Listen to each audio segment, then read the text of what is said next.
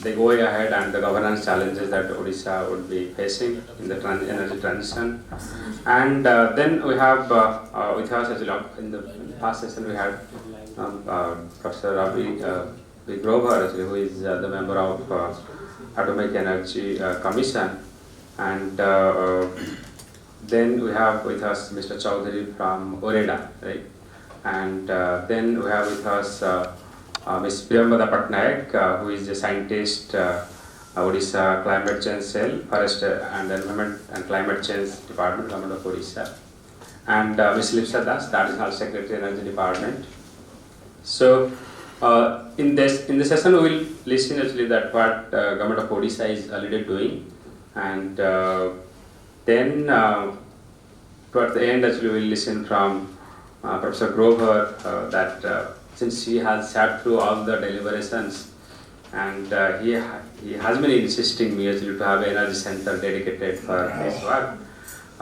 So he will have the final words actually that how do we go ahead, because he is also a scientist, and now he has listened to the social scientist perspectives, the industry perspectives, although he is all aware of all these things, but then he must have actually got a lot of inputs from all these things. So personally I have gained quite a lot, got different perspectives from different stakeholders. So without taking much time, now I invite Ms. Lipsa Das, Additional Secretary Energy Department, to share her views on like what state government is doing and how do we go ahead for the energy transition. Yeah.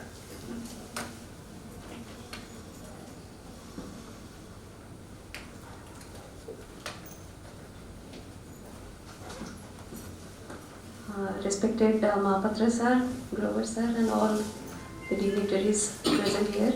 It was such a sensitization for me to attend your session yesterday. And since I'm from government department, so I just want to share the government initiatives which are being done for just transition and renewable energy generations, etc. Sir, this year we have government has taken an initiative to announce one program in the name of Chief Minister's Energy Conservation Program. Okay. So under that, there is a scope for Odisha Renewable Energy Development Fund for which that will cover VGF, and that is only dedicated for R&D purposes. So government is likely to engage government and private agencies for that. So it is for your knowledge that you should venture into that so that you can avail the benefits of the government fund. And apart from that, there is a fund of 15 crore around. It was also there in the previous years for Energy Club, and that program is only dedicated to sensitize the students of the schools. That is for awareness and campaigning program for, and that is being done by our EIC, Engineering Chief Electrical. Those energy around 8,600 energy clubs are there in Odisha right now, and we have a target of achieving 10,000 energy clubs. And apart from that, under CMECP there is an energy efficiency program. Whatever I was telling you that it was already done, it has already been done in Tamil Nadu, and government of Odisha is also contemplating to do that. That is BLDC fans distribution, but it is not finalized yet. It is pending with finance department right now. And 50,000 crores, 50 crores each for rooftop solar, for floating solars, PSP projects are there. We are seeking knowledge partner in that. Government has already prepared RE policy, and you have already articulated that in your booklet, whatever I got to know that. And now government is preparing that PSP policy and rooftop solar policy. Now Oreda is doing that rooftop solar for installations for only government offices. Now government may plan to cover it through discoms, I think, private households. Under a scope. Because Mr. Chaudhary was working in Oreda, he knows better than me.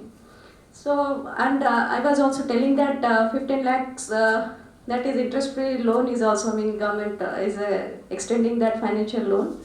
So for the government employees right now. So as far as possible, government is trying to make some initiatives in such matters. The main thing what government is, I won't say that it is government is lacking, but government wants to take the guidance of good people to good experts in these sectors. So I will request Mr. Das and just to venture into such facilities and other organizations also. So we can also, through a joint partnership, we can also make it a success. Okay, thank you. Thank you so much. I also went to your department. The purpose was that also that since you have established at DST Center for Policy Research and if Government of Odisha collaborates, basically there will be a free flow of information and ideas. So we can definitely. Since my contact number is with you, you can also circulate it. Yes. And also Mr. Chaudhary, he was also working in Oreda, now he is in TPCODL. He can also give you information about DISCOMs, how they are also organizing those programs. Now DISCOMs are installing rooftop solar. They have a provision of 50,000 for the residential for the residential sectors. Yes. Thank you so much. Now I May I take your leave? Yeah, sure. Sir. I know that you have. So now I invite Ms. Priyamvada Patnaik from the Department of Forest Environment and Climate Change to share her basically input that part Department of Forest and Environment is doing to achieve this just energy transition. Namaskar sir. Sir, namaskar. Namaskar to one and all. I am Priyamvada Patnaik. I am working as a scientist in State Climate Change Cell under Forest, Environment and Climate Change Department, Government of Odisha.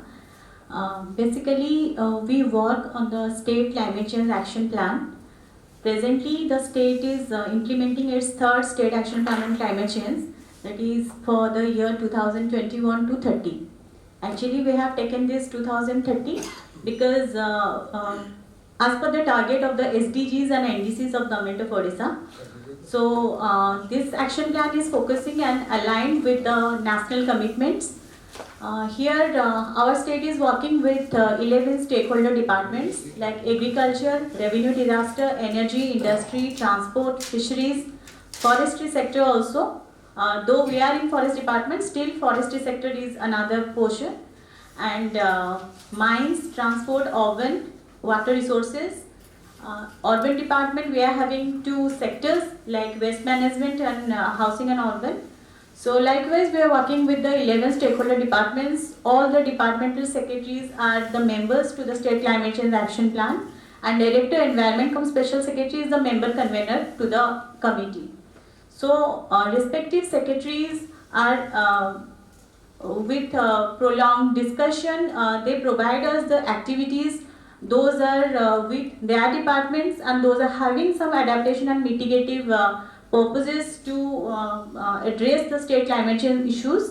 So all the stakeholder departments having their key prioritized activities, those they need to address, and those are already there in their schemes and programs. And no such specific funding provision is there from our department, though all the activities are taken care by their own departmental funding programs. So here with the energy transition in Eastern India, energy is also one of our stakeholders. As ma'am has already elaborated all the issues, and earlier in while I joined State Climate Change Cell, we had a number of meetings with Chaudhary sir. Sir is we can say having a great knowledge on these issues, and from yesterday till today we have definitely gathered some policy interventions. Those need to be incorporated in the state action plan if we can further for the energy transition point of view. Apart from that, I can say some of the initiatives those have already been taken by energy department to address the energy transition is like leaningness more towards a renewable source of energy than the conventional methods. Though we are a coal-based state, so water and land availability is there, so mostly we are dependent on the thermal power. Still, we are trying to lean towards the renewable sources of energies, and floating solar plants are also future projects in our state. And apart from that, another scheme like Mo Ghara LED Yojana. Also, we have distributed LED lights to households, and that has also contributed in this sector. So, some more schemes and programs yet to be included and incorporated in the energy sector to address this energy transition things. So, definitely. This 2 days, I can say this 2 days training program has given us more ideas. Those we can discuss with our senior officers. We can get into all these ideas, suggestions provided by the entire group, we can say. Thank you. Thank you so much. Now, may I request Mr. from Odisha formally to provide us this guidance what the department has been doing, and since you dealt with renewable energy issues, you can tell us more what are obstacles we are facing and what government is doing there. Very good afternoon to everyone, and thanks for having me here. Or even little earlier. So at that time, the renewable energy was pitted against the oil unavailability, because at that time the Middle East, that conflict was there. So it was thought that renewable energy will get some kind of an answer to that conflict and the resulting oil crisis. Afterwards, it was thought that coal and oil will not be available by turn of the century, so renewable energy will be the only kind of answer. But now it is pitted against environment, like climate change and carbon emission, all these issues. So there has been different kind of focus every time. It was not the same kind all through. So as of now, what we see that, so now we are heading towards some kind of an energy transition with renewable energy on the horizon. So this kind of a transition will definitely help. But only thing is that if we look at the history of energy transition, as I was talking in the earlier in the day, so the energy transition happened from very means kind of from firewood to coal to oil. So that was the kind of energy transition which happened. So from one kind of fuel to another kind, which was much more concentrated energy.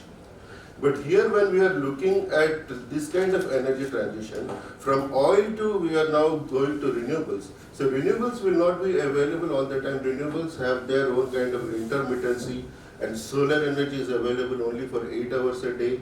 So with this kind of intermittency and the energy availability and the concentration of energy in the renewables, it is going to be kind of difficult. But only thing is that unless the storage technologies are coming up, it will be very difficult to transit from the conventional sources to entirely renewable. So for the time being, we should be having kind of a mix. We have to go along with coal and oil and also renewable. And as the technologies will develop, particularly the energy storage technologies will develop, then we can think of kind of a means entire full transition. So that is what is my outlook about the total energy transition. And then definitely in Odisha, it came into existence in 1984. So Odisha has been implementing the Government of India's scheme and Government of Odisha, and even now TPCODL is implementing different government schemes like the feeder level solarization and agricultural sector. So all these things are being implemented, and also the rooftop. Since you told this agriculture things, and this new scheme related to solar energy and agriculture is Kusum. Yes. Can you tell us, PM Kusum, what are the challenges? Because I am when we were doing consultation for DMF in Kemsur and Sundargarh districts, so they were telling actually that Kusum, people are not able to take the benefits actually. So if you can share with us some challenges there. See, in Kusum scheme, what is actually happening, Kusum has got a different components, Kusum A, B and C.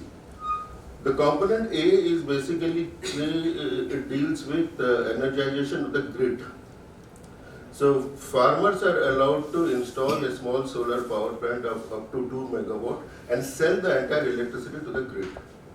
So in this what is happening, the kind of tariff which is determined by OERC, that is not acceptable to the developers or the farmers.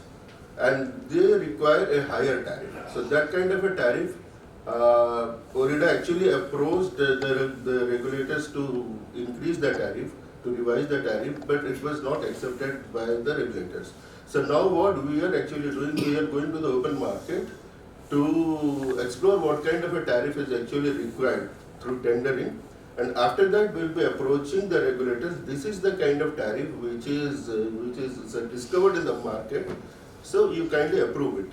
And then we will offer that tariff to the farmers and the developers, and if it is acceptable, then the scheme will definitely go on.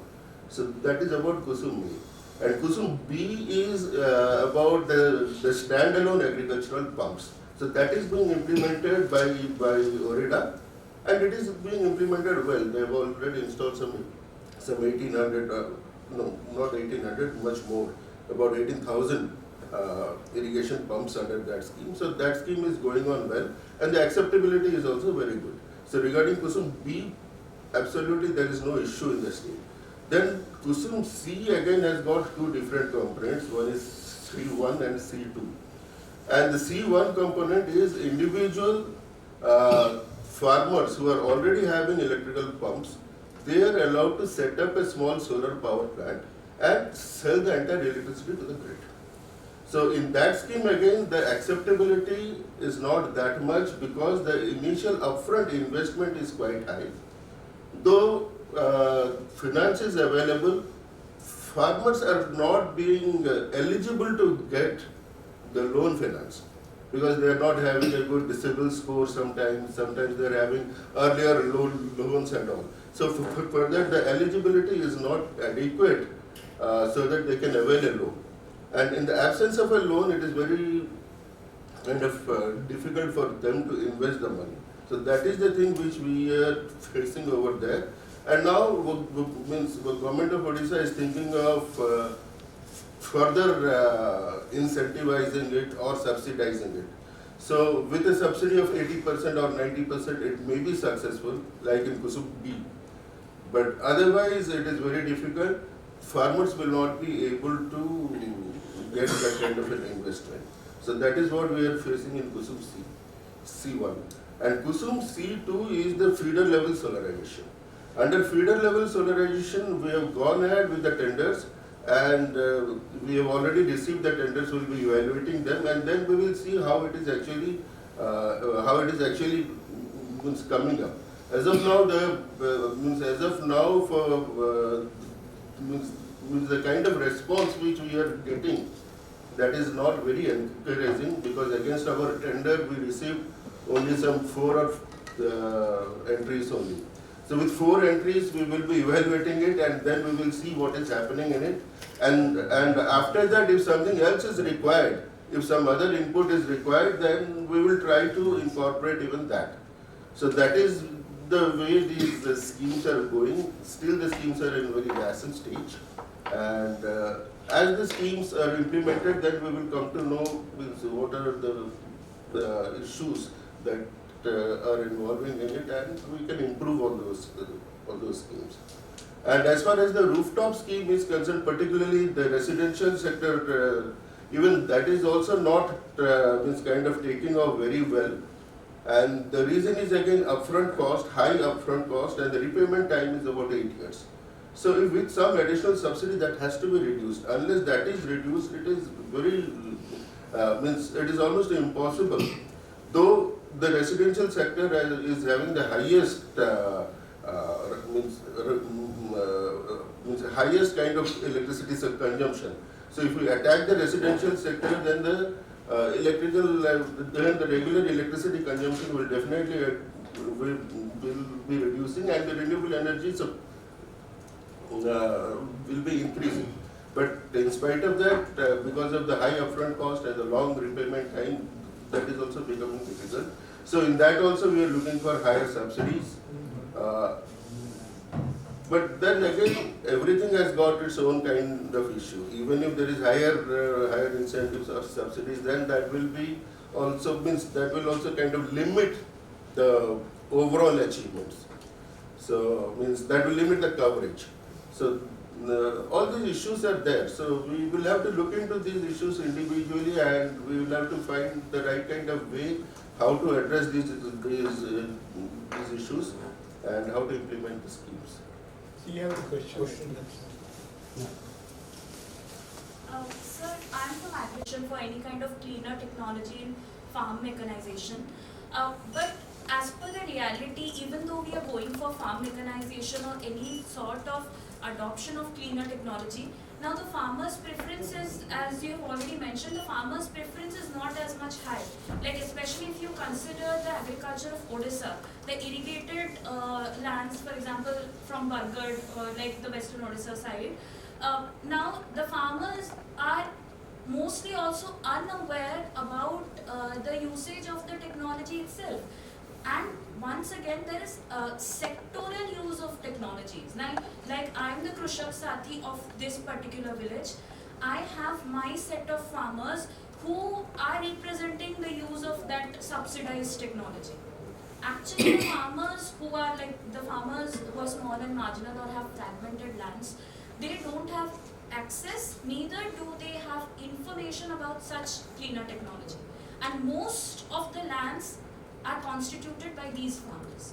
Because I feel there's a gap in the policy making in the sense that particularly in agriculture, whatever experiments are going on or whatever we are trying to test on the field is based on a very small group of farmers who are actually taking up the technology. When we are talking about a very big issue like energy transition or shifting towards a sustainable energy use or renewable energy, we cannot completely ignore or take into account such a sectoral part and then frame any kind of subsidies, because government is trying its best for incentivizing or subsidizing, and that's how the farm mechanization has taken place in Odisha as well.